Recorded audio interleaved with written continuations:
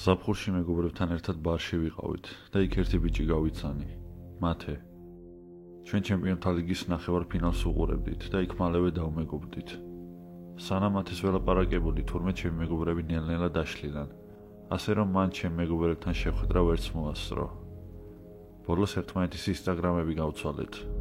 ინსტაგრამზე საკმაოდ ბევრი გამომწერი ჰყავდა და სურათებით ჩვეულებრივ 20 წლამდე ბიჭს ჰყავდა, რომელსაც გასეირნება, მოგზაურობა და აქტიური ცხოვრება უყვარდა. ამის მერე მეგობრებთან დავბრუნდი.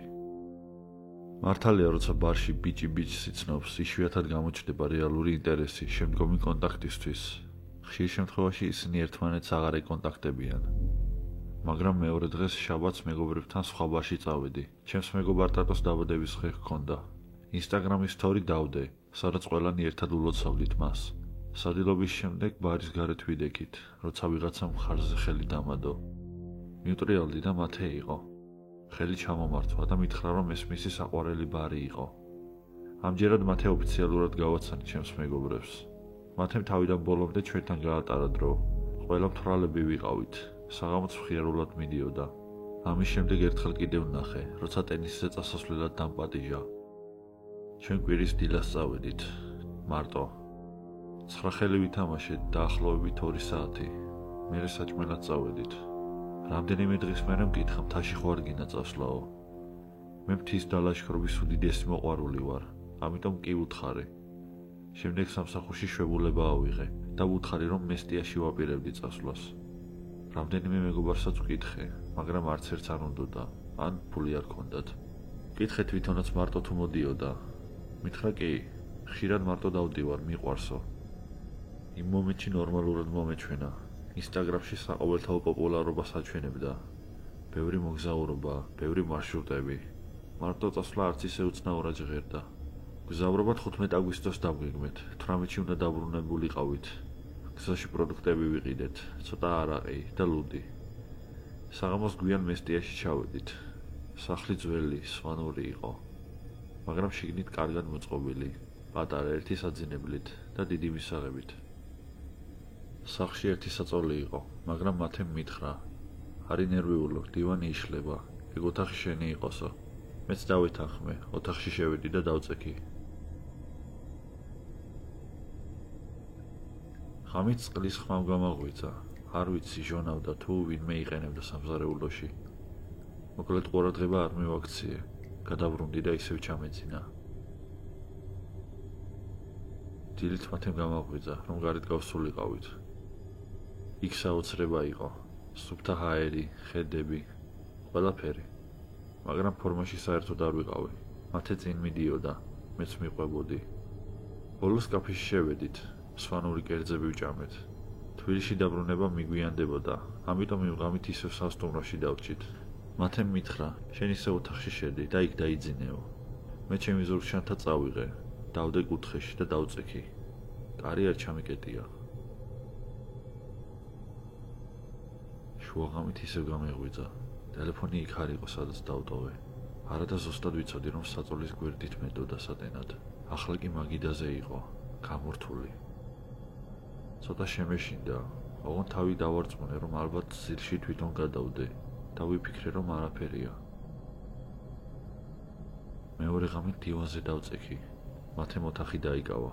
ნახევარი დღე გასულები ვიყავით, დავლიეთ, ვიხეტიალეთ და საღამოს რომ სასტუმროში დავბრუნდით, ეგრევე დავწექით.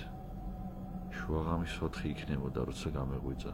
ტელეფონი ისევ არ იყო თავის ადგილზე, ისევ გამორთული იყო და ისევ გადადებული. ახლა უკვე ჩემს თავს აღარ ვაბრალებდი. ავდექი, ჩავიხედე საწოლის ერთ მხარეს, მერე მეორეს. შემდეგ კი შიშისგან გავშეშდი, როცა მათე დავინახე იატაკზე სახით დაგდებული. მე დავიყვირე, ის გაუგნებული წამოიწია, ვითომ გაუკვირდა. ხუმრობით მითხრა, თვრალი ვიყავი და სად ვიწექი აღარ მახსოვდაო. მაგრამ საწოლიდან შორს იყო. აშკარად იქ მიზანმიმართულად დაწვა. ვუთხარი, რომ ტელეფონი დავკარგე. კარადაში შეიხედა და უცებ ამოიღო. აიღე ძმაო. არა და ზუსტად ვიცოდი, რომ იქ არ მქონდა დადებული. ამასობაში თავში ერთი სიტყვა მიტრიალებდა. რატომ დაძვრება ჩემს ტელეფონში? რას ეძებს? უთხარი თბილისში დილით წავალ მეთქი. თვითონ დივანზე დაწვა. არ მიკამათია, ოთახში შევედი, კარიც ჩავკეტე, მაგრამ დიდხანს ვერ დავიძინე და მაინც სადღაც 5:30-ზე ჩამეძინა. დილით როგორც კი ავდექი, მაშინვე ტაქსი გამოვიძახე.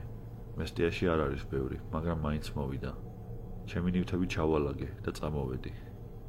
თბილისში რომ ჩამოვედი, მეგობრებს ყველაფერი მოუყევი. ყველა შოკში იყო. ერთ-ერთმა მითხრა, ბარშინ მაშინაც მარტო იყო, ხომ გახსოვთ? ალბათ მანდაც არ ყოფილა შემთხვევითო. გამახსენდა, რომ მაშინ ჩემი სტორი ნახა და ალბათ იქ სპეციალურად მოვიდა. ინსტაგრამზე შევედი, ძველი ფოტოები გადავქექე. ერთ სურათში ვიღაც ბიჭებთან ერთად იყო. არც ერთი თეგი არ ჰქონდა.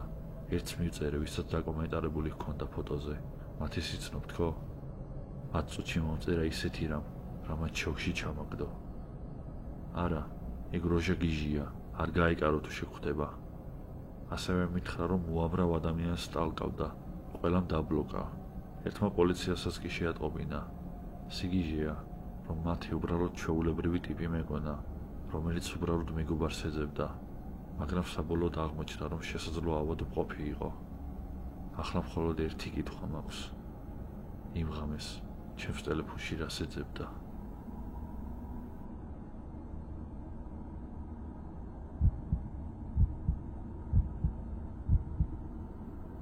ეს შარშან ზაფხულს ივლისის შუა რიცხვებში მოხდა. უნივერსიტეტში არ დადეგები დაიწყო და ვისვენებდი. არ მინდა რომ ამაბისთვის ნამდვილი სახელი გამოვიყენო, ამიტომ უბრალოდ ნიკა მერქმევა. ამ დღეს ჩემს ბავშვობის მეგობარს ვწერდი, რომ ერთად რამე გაგვიკეთებინა. ახლა ყველანი სხვადასხვა უნივერსიტეტში ვსწავლობთ და იშვიათად გვეძლევა შესაძლებლობა ერთმანეთის ნახვის. ბოლოს და ბოლოს გადავწყვიტეთ შაბათ კვირას ზღვაზე წავსულიყავით, ანაკლიაში. მეგობრის ოჯახს იქ ერთი პატარა სახლი აქვს, რომელიც დიდად არ გამოიყენება და დავითმა ნებართვა იყო, რომ იქ რამდენიმე დღე დარჩენილიყავით. ჩვეულებრივი ადგილი იყო, აუცილებლიანი სახლი, სანაპიროდან რამდენიმე წუთის სავალზე. პარასკევს შუა დღით წავედით. ცხელი ამინდი იყო, სადღაც 34 გრადუსამდე და ქალაქში როგორც კი შევედით, ეგრევე ნესტიანმა ჰაერმა დამარტყა. როცა მივედით, სანაპიროზე გავედით, ავტომატებში ვთამაშობდით, ხალხს ვაგვირდებოდით. პლაჟი სავსე იყო, ბავშვები ბურთებით დარბოდნენ, ოჯახები კოლგებით და გამოგრირებელი სასმელებით. მაშველები კი ხალხს არ აძლევდნენ უფლებას აკრძალულ ზონებში შესულიყვნენ. ყველაფერი ჩვეულებრივად მიდიოდა. საღამოს სახლში დავბრუნდით, ბურგერები შევწვით და კარტი დალევაზე ვითამაშეთ. შუაღამისთვის უკვე კარგად თვალები ვიყავით და მაშინ გიორგიმ წამოაყენა იდეა, რომ სანაპიროზე დაბრუნებულიყავით. ზღვის სიახლოვეს ღამით რაღაც იდუმალი, დამამშვიდებელი ატმოსფეროა. ჰაერი გრილდება, ირგვლივ სიმშვიდეა და ყველაფერი სხვანაირად გამოიყურება. განსაკუთრებული არაფერი წაგვიღია, მარტო ჰუდები, ტელეფონი და ერთი ფანარი. ზღვაში მაინც არ გვეგმავდით ბანაობას, უბრალოდ სანაპიროზე სეირნობა გვინდოდა. გვერდით ქუჩიდან ბილიკით ჩავედით ქვიშაზე. როგორც ველოდით, იქ თითქმის არავინ იყო, მარტო შორიდან ისმინებოდა ტალღების ხმა. სინათლე მხოლოდ ხის ბილიკზე დამონტაჟებული რამდენიმე ლამპარიდან და ნახევრად ღრუბლებში ჩამალული მთვარისგან მოდიოდა. ტალღებთან ახლოს მივდიოდით, ზოგჯერ ცივი წყალი ფეხებს გვიგრილებდა, ვიხსენებდით ძველ ამბებს. ერთ-ერთი მაშველის კოშკურასთან რომ მივედით, ქვიშაზე დავწეკით და ცას უყურებდით. აი მაშინ შენიშნა დავითმა რაღაც. უცებ წამოხდა და თქვა: იქ ვინ დადის? ჩვენ წამოჯექით და იმ მხარეს შევხედეთ, სადაც თითს იშვერდა. თავდაპირველად ვერაფერს ხედავდი, მხოლოდ ბუნდოვანი ლაქა ჩანდა სანაპიროს ხაზთან. მაგრამ მერე დავინახე რაღაც სილუეტის მაგვარი. თავდაპირველად მარტო მუქი ფიგურა იყო, რომელიც ნელა მოძრაობდა იქ, სადაც წყალი ქვიშას ხვდება. დაახლოებით ასე 40-50 მეტრში. ვიფიქრეთ, რომ ალბათ სხვა ვინმეა, ღამით ვინც დასეირნობს, მაგრამ მერე მისი მოძრაობა არ მომეწონა. ის არ დადიოდა როგორც ჩვეულებრივი ადამიანი. მისი ნაბიჯები არაბუნებრივად ნელი იყო. ხელებს არ ამოძრავებდა, ტანი უცნაურად ეჭირა, თავი ოდნავ ჰქონდა დახრილი, თითქოს ქვიშას უყურებდა, ან რაღაცას ეძებდა. ყველანი გავჩუმდით და უყურებდით. რაღაცს მაწუხებდა, გულში უხეშად გამცრა. და ჩუმად ვთქვი, რას აკეთებს ეს ტიპი? უკან თქვა, რომ იქნებ რამე დაკარგა. დავითმა ხუმრობით დაამატა, ალბათ თვრალია და გასაღებს ეძებს. ცოტა ვიცინეთ და თითქოს ყურადღება აღარ მივაქციეთ, მაგრამ მე მაინც თვალს არ ვაშორებდი. რამდენიმე წუთში შემოვჩნიე, რომ იქ უკვე აღარ მოძრაობდა. ის ადამიანი ახლა ადგილზე იდგა და აშკარად უფრო ახლოს იყო. ვიტყოდი, რომ დაახლოებით 20-25 მეტრით წინ წამოიწია. მაშინ კი ამან მართლა შემაწუხა. ვცდილობდით, რომ არ მიგვექცია მისი ყურადღება და ფანარიც არ ჩაგვერთო. მაგრამ უკვე რთული იყო იგნორირება. ლუკამ ჩუმად თქვა, უკვე 5 წუთია ადგილზე უძრავად არის. ვინ დგას ესე უბრალოდ? შემდეგ კი დავითმა თქვა, ეგ უბრალოდ არ დგას. შენ გიყურებს, ნიკა. ვერ მიხვდი ხუმრობდა თუ არა და ნერვიულად გავიცინე და უთხარი. გეყოფა, ქვიშას უყურებს ალბათ. დავითმა თავი გააქნია და თქვა, არა, დააკვირდი კარგად, თავი შენსკენ აქ განმოხრილი. ამ დროს დავითმა ფანარი პირდაპირ მასზე მიანათა. არ მინდოდა იქ გაეკეთებინა, მაგრამ სინათლე რამდენიმე წამით მოარტყა ფიგურას და ეს საკმარისი იყო, რომ მისი სახე დამენახა. მოღუშული ნაცრისფერი კანი ჰქონდა. ზედა არ ეცვა, მარტოსველი ჯინსები, თითქოს ახლახან ამოვიდა წყლიდან. ხელები ჩამოშვებული ჰქონდა, თავი უცნაურად ჰქონდა გადახრილი. არა ისე თითქოს მოტეხილი, მაგრამ მაინც არაბუნებრივად და თვალები ფართოდ ჰქონდა დაჭყედილი. გამოძრევლად გვიყურებდა. იმ წამს როგორც კი სინათლე მოხვდა, უცებ სრული სიჩქარით დაიძრა ჩვენსკენ. არ ვიცი როგორ აგიხწეროთ, მაგრამ მისი სირბილი საშინლად არაბუნებრივი იყო. არანაირი მზადება, არანაირი წამოწყება. პირდაპირ გამოვარდა ჩვენსკენ.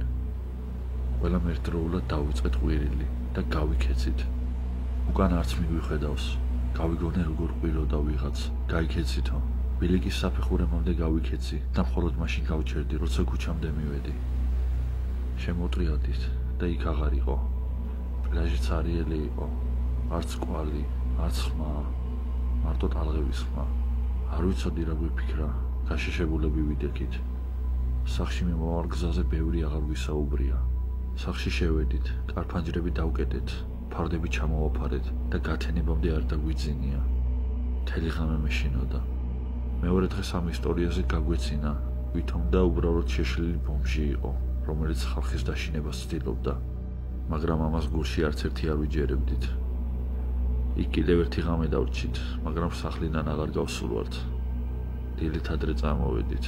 მომდევნო კვირები ვცდილობდით ყველაფერი დაგვევიწყებინა, მაგრამ მერე ერთ ხამს დავითისგან მესიჯი მივიღე. წერდა, რომ ერთი და იგივე სიზმარი ესიზმრებოდა. ხედავდა თუ როგორ იდგა ის შავი ფიგურა მის ოთახის კუთხეში, თავი გადახრილი, ხმა არ ჰქონდა, არ იძროდა, მარტო უყურებდა. უთხარი, რომ უბრალოდ კოშმარი დაესიზმრა, მაგრამ ის არ უთხარი, რომ ზუსტად იგივე სიზმარს ხედავდი მეც. ყველაფერი იგივე მოძრაობა, იგივე თვალები. ზოგჯერ მგონია, რომ სველი ნაბიჯების ხმა მესმის დერეფანში, მაგრამ როცა ვამოწმებ, არავინ არ არის. თითქმის 1 წელი გავიდა მის შემდეგ, როცა ადგილობრივი Facebook ჯგუფი ვნახე, სადაც ანაკლიის ამბებს აზიარებდნენ ხოლმე. ვიღაცამ სურათი ატვირთა, წინა ღამეს სანაპიროზე ჰქონდა გადაღებული. ფოტო დაბურული და ბნელი იყო, მაგრამ სათაურში ეწერა, ვინმე მიცის ეს უცნაური კაცი ვინ არის? გუშინ ღამის პირველზე პლიაჟზე გადავაწყდი, ფოტოზე კი ის იდგა. ვიცანი, ზუსტად ის ფიგურა იყო. ზუსტად იმავე პოზიციაში, იმავე ფერის კანით და ისევ წყალს უყურებდა. კომენტარებმა კიდევ უფრო შემაშინა. ასობით კომენტარი იყო, ყველა ირწმუნებოდა, რომ ის მათაც უნახავთ. ზოგმა დაწერა, რომ საათობით იდგა უძრავად. ერთმა თქვა, რომ მის თვალწინ შევიდა წყალში და უკან აღარ დაბრუნებულა. სხვა ამბობდა, რომ თავისი სახლის უკანა ეზოში სველი ფეხის ნაკვალევი ნახა. არ ვიცი იმ ღამეს ზუსტად რა შევესწარით, მაგრამ ერთი რამ ვიცი, ღამე იმ სანაპიროზე აღარასდროს დავბრუნდები.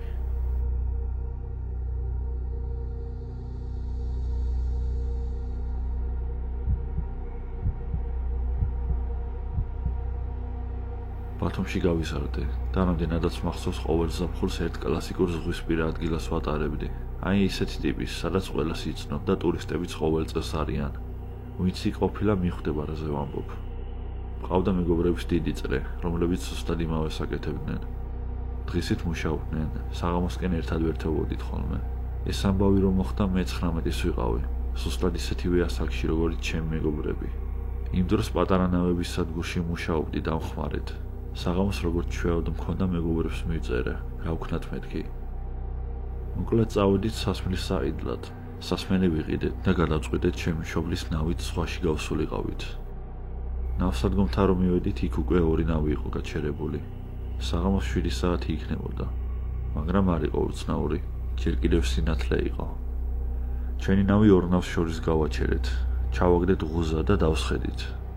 მუსიკა მარცხენა მხრიდან ისმოდა და სასიამოვნო ატმოსფერო იყო. სვავდით და ვერთობოდით. მალე მარჯვენა ნავი წავიდა. მე მარცხენამაც გამორთო მუსიკა და ვიფიქრეთ, რომ ისინიც მიდიოდნენ. ჩვენ თვალებმა დავიწყეთ ყვირილი და მუსიკა ჩავთეთ. ჩვენ ნავის ცხვირზე ვისხედით და ისევ სვავდით. როცა ერთ-ერთმა მეგობარმა მითხრა, შეხედეო. გავიხედე და დავინახე ნავი, რომელზეც 3 ადამიანი იდგა და ჩვენ გვიყურებდა. საშიშროების გზნობა თითქმის არასდროს მქონია. ყველაფერს ოპტიმისტურად ვუყურებ ხოლმე, მაგრამ ჩემმა მეგობარმა აშკარად იგრძნო, რომ რაღაც რიგზე ვერ იყო. უთხარი მოეშვი, უბრალოდ გვიყურებენ მეთქი, მაგრამ მაინც დაზაბულად იყო. ამ დროს უკვე საკმაოდ ბნელოდა, მხოლოდ იმ ნავიდან მოდიოდა შუქი. რამდენიმე წუთში, როცა ვცდილობდით ჩემი მეგობარი ცოტა გამომეფხიზლებინა, ისევ გავიხედე და იგივე პოზაში იდგნენ და გვიყურებდნენ. ვიფიქრე ხუმრობაში გადავაქცევ თქო. მეგაფონი ავიღე და მივაძახე. ყურება 20 ლარი, რაზეც ჩემი მეგობარი გაბრაზდა. მეგაფონის დადებისას ერთ-ერთი ხმა გავიგე. დაბალი, ბოხი, ნელანათქვამი და რაღაცნაირად ბოროტული. აქ კი უკვე მეც შემეშინდა. მეგობარი ადგა და მითხრა, წავიდეთ აქედან ძმაო, რაღაც ვერ არის საქმე კარგადო. მე მაინც ვუთხარი, დავშვირდი რა გჭირს მეთქი. ზუსტად ამის თქმის შემდეგ 2 წყალში ჩახტომის ხმა გავიგეთ. ამის შემდეგ ნავზე 1 ჩრდილი დარჩა. ჩემმა მეგობარმა ღუზა ამოწია. მე კიდე დავცინოდი იმის გამო, რომ ტყუილი უბრალოდ პანიკაში იყო. ის მეუნებოდა, რომ ნავი დამეკოქა. მე კი ისევ იდიოტივით ვიცინოდი. თან ისე ხმა მაღლა, რომ ვერც გავიგე მათი მოცურვის ხმა. და სწორედ ამ დროს ზურგს უკან წყალში რაღაც ხმაურით ჩავადა. შევტრიალდი და დავინახე, როგორც ცდილობდა ვიღაც ჩვენი ნავის კუდზე ამოცოცებას. კინაღამგული წამევიდა. ნასვამი ვიყავი, მაგრამ ეგრევე გამოვფხიზლდი და სანამ გასაღებს ვაბრუნებდი, დავინახე ხელი, რომელიც ჩემ მეგობართან ჩვენი ნავის გვერდზე მოაჯირს ეჭიდებოდა. ის ყვიროდა და ხელში ღუზას უჭერდა.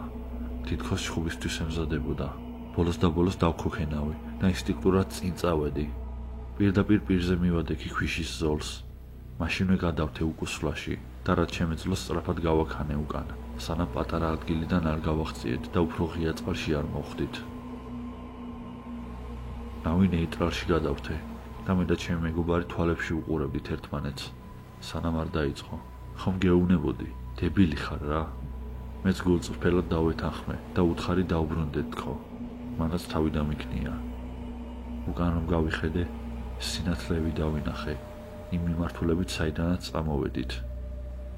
იქიდან ნავი მოდიოდა, ძალიან სწრაფად.